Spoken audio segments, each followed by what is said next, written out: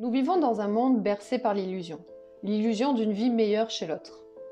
Je te partage dans cet épisode qu'il est bon de se souvenir qu'il y a une grande différence entre le monde réel et le monde virtuel. Comme tout dans la vie, les réseaux sociaux, c'est comme le feu. L'on peut se réchauffer grâce au feu, tout comme nous pouvons nous brûler. Les réseaux sociaux et le monde virtuel ont de nombreux avantages et bénéfices. En revanche, il peut devenir un désavantage et nuire à notre bonheur, à notre bien-être. L'être humain se compare et se juge constamment dans le monde réel. Et le monde virtuel vient amplifier ce sentiment d'incomplétude et de manque d'estime. Encore une fois, cela vaut pour toutes les sphères de vie, que ce soit physique, personnelle, sentimentale, professionnelle ou matérielle. Nous oublions trop souvent que ce qui est montré n'est peut-être pas la réalité ou qu'elle est amplifiée et surjouée. À l'heure des filtres et des applications qui nous permettent de transformer notre physique en quelques clics, combinés par des postures où la respiration n'est plus possible, que les clichés sont succédés par quelques heures de maquillage, nous en oublions la réalité. Ce qui crée des complexes, des frustrations et du manque d'estime.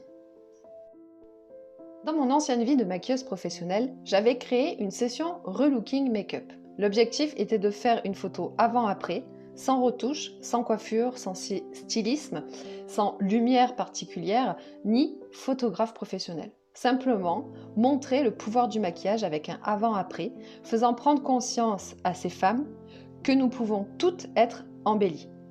Sachant que ce que l'on voit dans les magazines et sur les réseaux sociaux, on y rajoute en plus des retouches, des vêtements, coiffures, accessoires, des postures et des professionnels de l'image.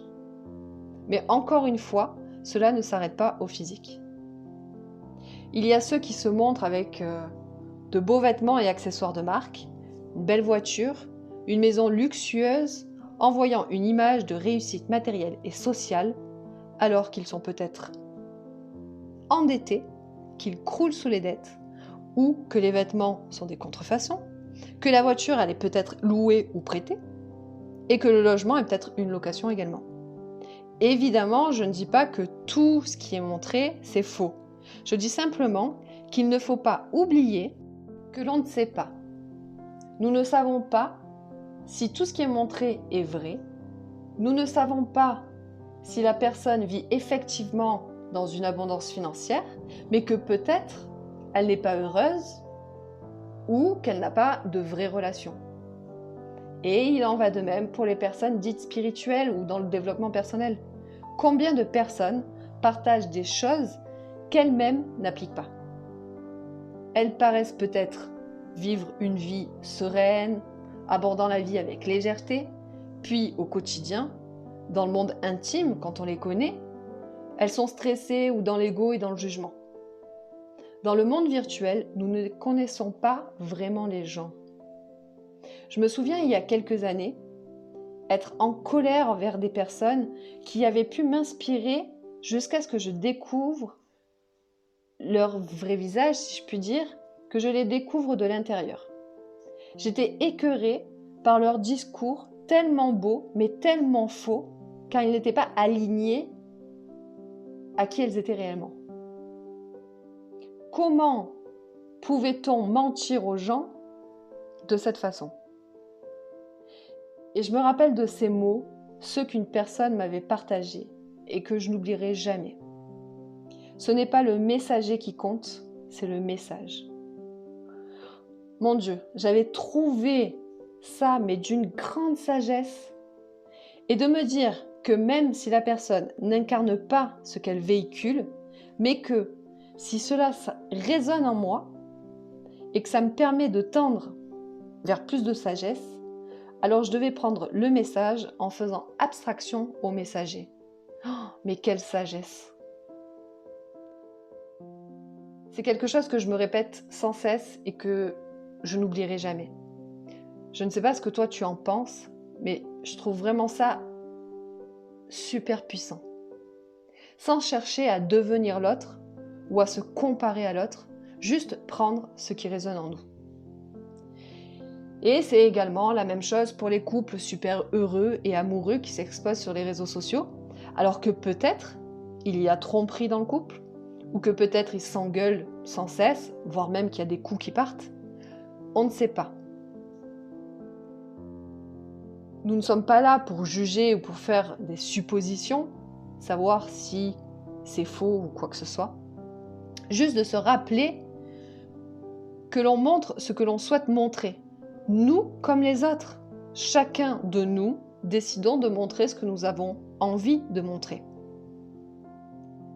Mais ce n'est peut-être pas notre réalité au complet. Et nous ne connaissons pas la réalité des gens. Évidemment, c'est exactement pareil pour l'entrepreneur. Celui qui a tout pour réussir, qui gère son business à merveille, sans embûches, qui génère de beaux revenus. Nous ne savons pas. Ce que nous aimons et ce que nous voulons chez l'autre, peut-être que lui, il le veut chez nous. Pendant que nous voulons le corps de cette personne, peut-être qu'elle aimerait l'amour qui nous entoure. Pendant que l'on voudrait la réussite professionnelle de cette personne, elle voudrait peut-être notre sagesse et notre authenticité. On a tous cette envie d'aller chercher ce que l'autre a en oubliant ce que nous avons. C'est important de se rappeler nos propres qualités. Si je reviens sur le physique, c'est important de se dire si cette personne, je la trouve belle, je le trouve beau, je la trouve belle physiquement. Peut-être que une fois nue, cette personne, elle a un corps pas si parfait que ça, qu'elle a des vergetures, qu'elle a de la cellulite, qu'importe, et que donc elle aussi ne se satisfait pas physiquement. Et que derrière ces vêtements-là, il se cache quelque chose. Donc derrière les réseaux sociaux, il se cache des choses. Derrière l'être, il se cache des choses. Une personne qui sourit, on dit souvent, les personnes qui sourient le plus et qui sont toujours en train de rigoler, c'est pas forcément les plus heureuses. Elles cachent peut-être beaucoup leur souffrance.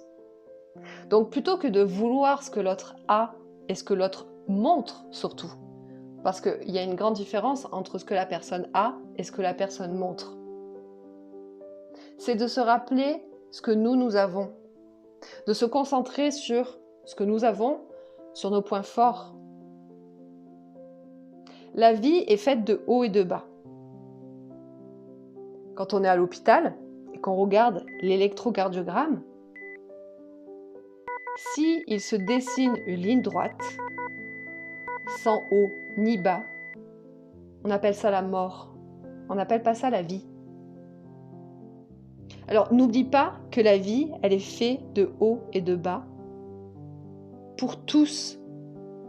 N'oublie pas non plus que ton chapitre numéro 5 ne peut être comparé à l'autre parce que lui, peut-être, il en est au chapitre 50 et tu ne sais pas. Nous ne savons pas si c'est réel chez l'autre, ce qui est montré. Et si ça l'est, nous ne savons pas par où cette personne est passée. Donc la seule personne à qui nous pouvons nous comparer, c'est celle que l'on était hier. Arrêtons de nous comparer, de nous frustrer et de baisser notre estime par rapport à des choses qui sont peut-être faussées. Et comme dit, si elles ne le sont pas, si c'est une réalité qui est montrée, avec authenticité, on ne connaît pas les embûches et le chemin que la personne a traversé pour arriver jusque-là. Peut-être qu'elle a fait des choses qui sont inimaginables pour toi à traverser. Si ce podcast a résonné en toi, n'hésite pas à le partager. Je te dis à très vite, je t'embrasse, prends soin de toi.